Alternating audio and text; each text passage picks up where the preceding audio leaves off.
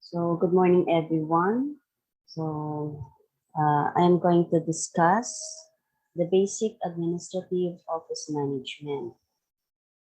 So I am your OLC teacher, Professor Shireen Ann Gonzales of ABE Cubao.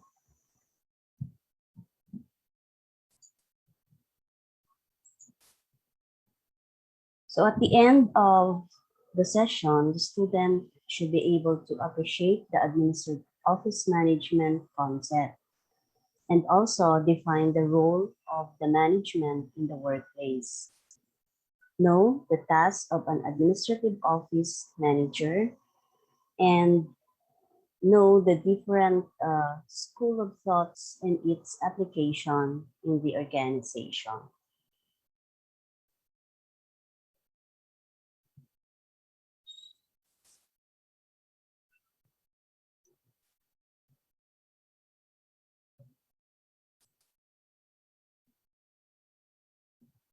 So the basic of administrative office management. So administrative management has been defined as that functions within the organization with responsibility for overall operations of the enterprise. So management role in the workplace. So when we say management, it is the process of working with and through other to blend together people, materials, money, methods, machines, and moral in an effort to set and to achieve goals of the organizations. So in the organization settings, so every people in the organization should follow the rules and regulations of the organizations. The management set to achieve an organizational objectives. So administrative management is related to the word administration. So which describes the performance for carrying out of assigned duties. So while administration is also used to refer a group of persons to execute those duties such as governing board of school on the top level executive of a corporation.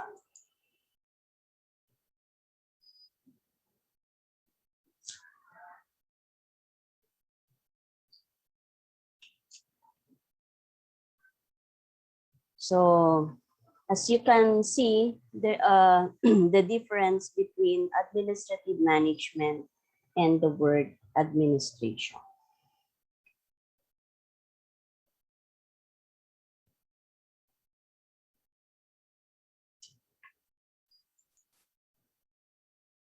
So we have the roles can be grouped in 4 categories.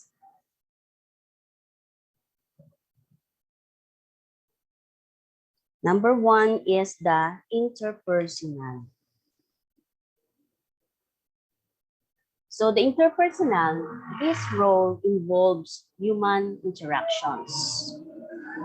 So managers engage in a good deal of interpersonal contact because of their formal authority and superior status, especially with people who report to them. So with this, it is very important that the manager should communicate to their subordinates. Okay? So kailangan meron silang mga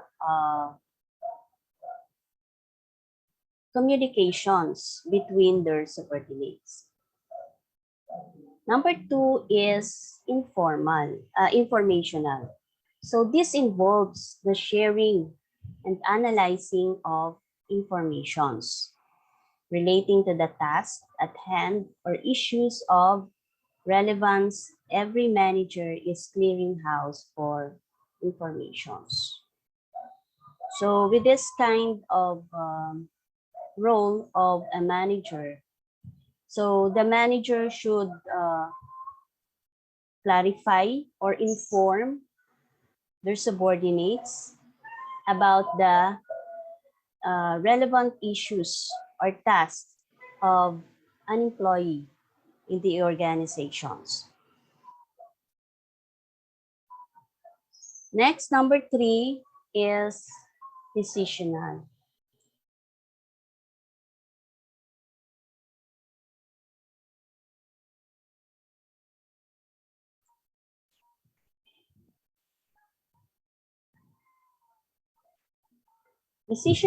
This roles involves decision making. So managers balance competing interests and make choices in their decisional roles. So thus strategies are formulated and put into actions. Okay.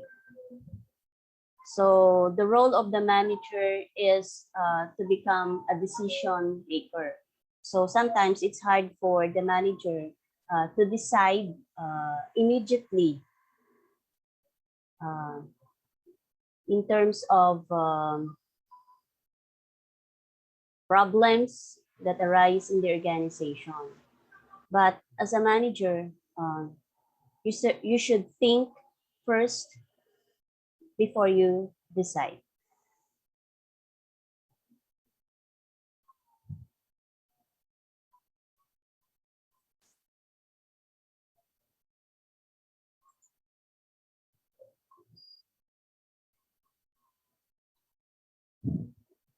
So next is the 10 roles of a manager in an office.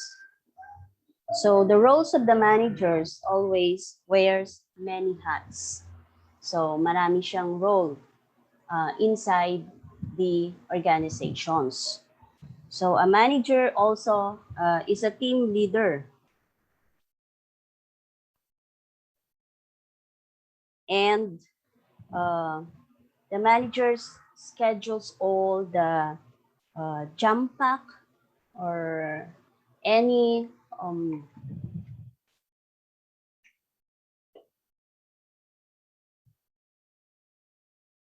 schedules like meetings, unexpected problems, or any strategy sessions in the organizations. So let's take a look with the 10 roles of a manager in an office. So number 1 is a figurehead. So when we say figurehead, these managers perform the duties of a symbolic nature, wherein he welcoming visitors, signing legal documents as a head of the organizations. So, ibig sabihin, he identifies as a head of the organizations.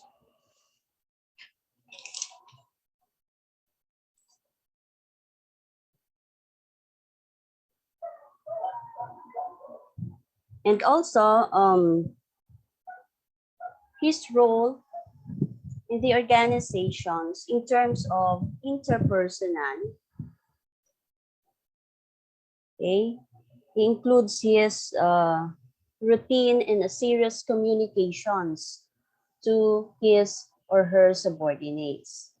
So, di ba, as you can see, sa isang organizations, every time the manager pag pumasok sa office niya, okay, as he observe within his area with regards sa mga subordinates niya.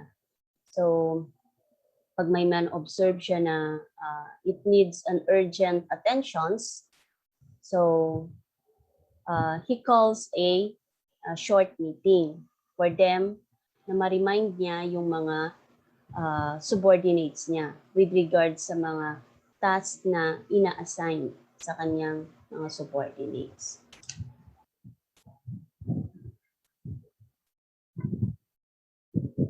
Another one is the leadership. So all managers in the organizations plays a leadership role in the organizations.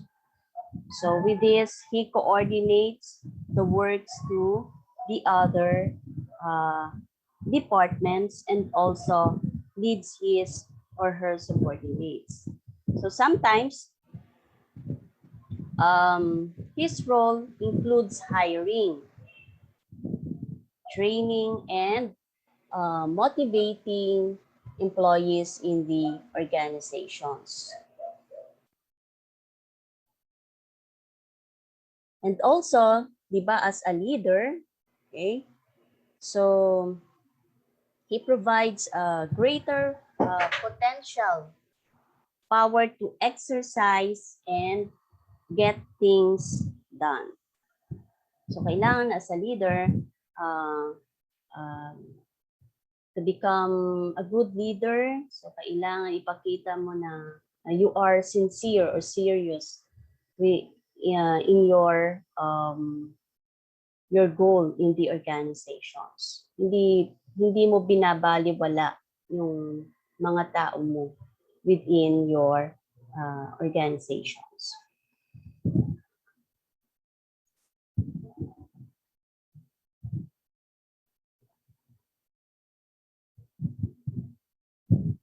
Next is the liaison. So, as a manager, he is also a liaison officer in the organization. So, what is the role of the manager? So, he always interact with the other managers outside the organizations and to secure a favor sometimes and informations. So with this, he coordinates with the other activities to all his subordinates. So mahirap maging manager kasi ang dami mong roles sa isang organizations. Number 4, to monitor. So to monitor is that you have the manager gets the information by scanning his environment and also his subordinates. So what the manager does is that he observes the performance of his subordinates in the organization. So, chine-check niya yung improvement ng performance ng bawat isa sa organization. Next is disseminator. So the manager disseminates informations and he also corrects different sources and through various means. Okay, so whatever he gathers informations outside his environments, he or she disseminate these informations to his subordinates. Number 6 is a spokesperson. So as a manager, he also perform the role of a spokesperson. So he required to speak in behalf of the organization and also transmit information and other organizations' plan, policies, and actions. So that is the role of the manager, to become a spokesperson. Number 7 is an entrepreneur. So as a manager, as you can see in the organizations, He is a creator and innovator. So he initiates no, the new products that will improve the organization's performance. Next, number 8 is Disturbance Handler. So Disturbance Handler takes corrective actions to respond to previously unseen problems. So if there is a problem that arises in the organizations, the manager is the one who handle that problem. Okay.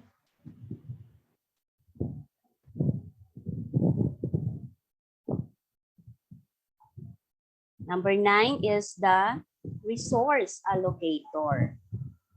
So as a manager, you should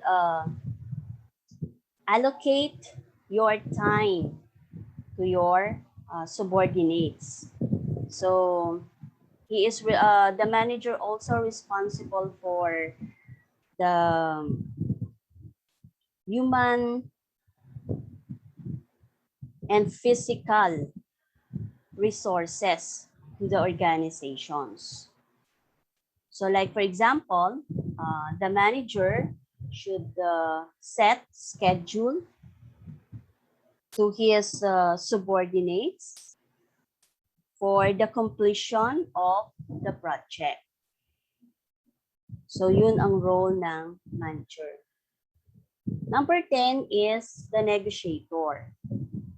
Okay, so these managers represents the organization in bargaining and negotiation with the outsiders and insiders. Okay, so with this, he negotiates with the subordinates for improved commitment and loyalty to the organizations. So that is the 10 roles of a manager in an office. So, di ba, as a manager, mahirap ang nagiging trabaho. Okay, let's move on to the schools of management thought. Okay, so I'll give you an overview of the management thought. So we have the classical thought. This is the oldest formal school of management thought. It emphasizes the specialization of labor, the chain of command, and the authority. So it concerns the way to manage work and organizations more efficiently. So in a classical school, we have a scientific management. It was introduced in order to create a mental revolution in the workplace. So it involves a systematic study of work methods in order to improve efficiency. So we have the following gurus under the scientific management. So Frederick Taylor is known as the father of scientific management. Next is Frank and Lillian Gilbreth developed the scientific management and focus on the time and motion study and also the piece rate incentives. Next is Henry L. Gantt refined the production, the control and cost control techniques, and also he emphasized the importance of human factor and urged the management to concentrate on service rather than profits.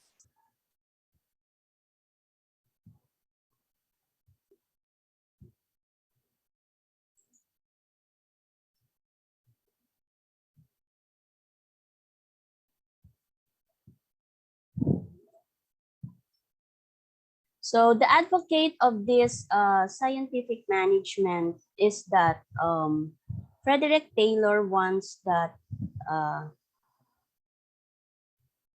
that the management movement should be in a standardization, okay?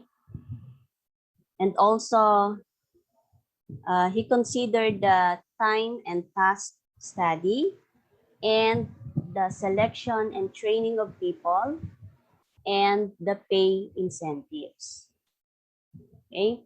So the focus of this advocate of Frederick Taylor in a scientific management is that he wants that the people in the organization should be given more priority, such as yung pinaka-importante is that mabigyan sila ng tamang sahod. So, and also they want that this method, the scientific method, the task should be in a specialized form.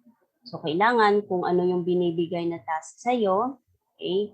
So, as an employee in the organizations, you should perform well in the organizations. Next is the administrative management. So, it focuses on the management process and principles of management. So one of the contributor of the 14 principles for organizations design is Henry Fayol. Okay, so to be effective in the organizations, the management should do the following. So kailangan, number one, merong division of work. Okay, so what is this division of work? So it specializes and produces more, better work with the same effort. Okay. Next is authority and responsibility. So when we say authority, it is the right to give orders and powers to exact obedience. And also, authority creates responsibility. Okay. So once na binigyan ka ng power, you have to be responsible of that power na binigay sa iyo. Number 3 is discipline. So, good discipline requires manager to apply sanctions whenever violations become apparent. So, kailangan, as a manager, you should be firm enough with your decisions. Okay? You should know how to make a disciplinary actions with your subordinates. Number 4 is the unity of command. So, an employee should receive orders from only one superior. Okay. So, kailangan, as an employee, kilala mo kung sino lang yung boss mo. Okay? You should receive only one command in the organizations. Number 5 is unity of directions. Okay, so di ba in the organizations, we set goals. Okay, the organization set an organizational goals. So with this, organizational activities must have one central authority and one plan of actions. Kasi once na nag-set ka ng objectives, meron ka ng directions. Okay? So that is the unity of directions. Number 6, subordination of individual interest to general interest. So the interest of one employee or group of employees are the interest of the organizations. Okay? Number 7 is remuneration of personnel. So, ibig sabihin, salaries to employees should be fair and provide satisfaction, both employee and employer. So, kailangan, once you are in the organizations, hindi pwede na papetiks-petiks lang yung trabaho mo. Okay? Binabayaran ka ng organizations. So, if you are required to work for 8 hours, you should be work uh, work well, hindi yung papetiks-petiks lang. So, hinihintay mo lang yung 15:30 para sa sahod mo. So, kailangan you should be fair also to the organizations. Okay? Next is centralizations. So, in centralizations, the objective of centralization is that best utilization of personnel. 9 is the scalar chain. A chain authority exists from the highest organization authority and to the lowest ranks. So makikita nyo yan sa organizational chart ng isang organizations. Next, number 10 is the order. So ibig sabihin, the right materials and right employees are necessary to each organizational functions and activities. 11 is the equity. So it is the combination of kindliness and justice. It should be considered in dealing with employees in the organization. Number 12, stability of tenure of personnel. So with this, to attain the maximum productivity of personnel, it must be a stable workforce is needed. So kailangan to achieve an organizational objectives in the organizations, your personnel or your workforce should be stable in their work. Number 13 is initiatives. So when we say initiatives, it is your zeal or your desire at the levels of the organizational ladder. So you have this energy to initiate, to work in the organization. Number 14 is spread the corps. So when we say spread the corps is that it is a teamwork. So teamwork is the fundamental factors that must be work hand in hand in the organization.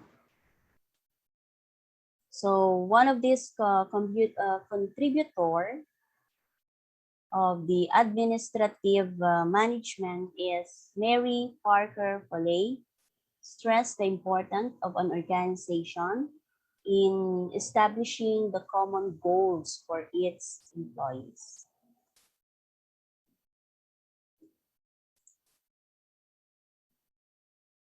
Next is the bureaucratic management. So it focuses on the ideal form of the organizations.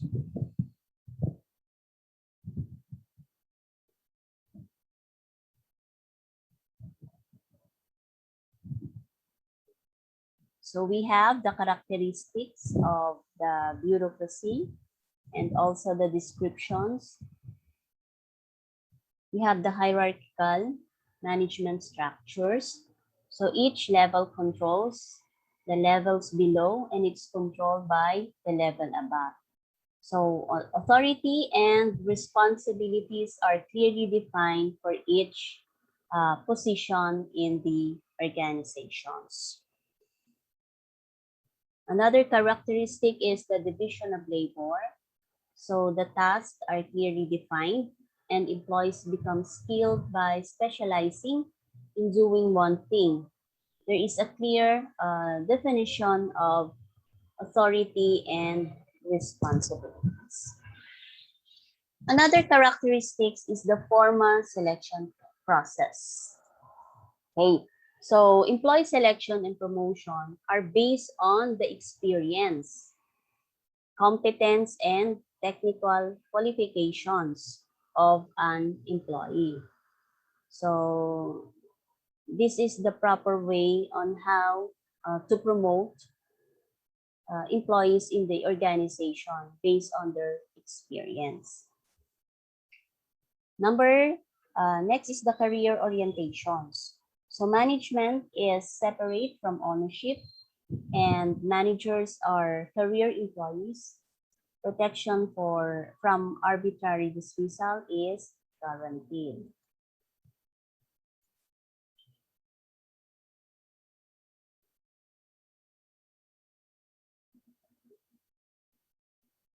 So we have the formal rules and regulations. So rules and regulations are documented to ensure reliable and predictable behavior. So managers must depend on formal organizational rules in employee relations. So every organization they set their rules and regulations. Okay. So ito yung mga dapat sundin ng isang empleyado sa organization. Next is impersonality. Rules are applied uniformly to everyone. There is no preferential treatment or favoritism. Okay. So these are the characteristics of bureaucracy.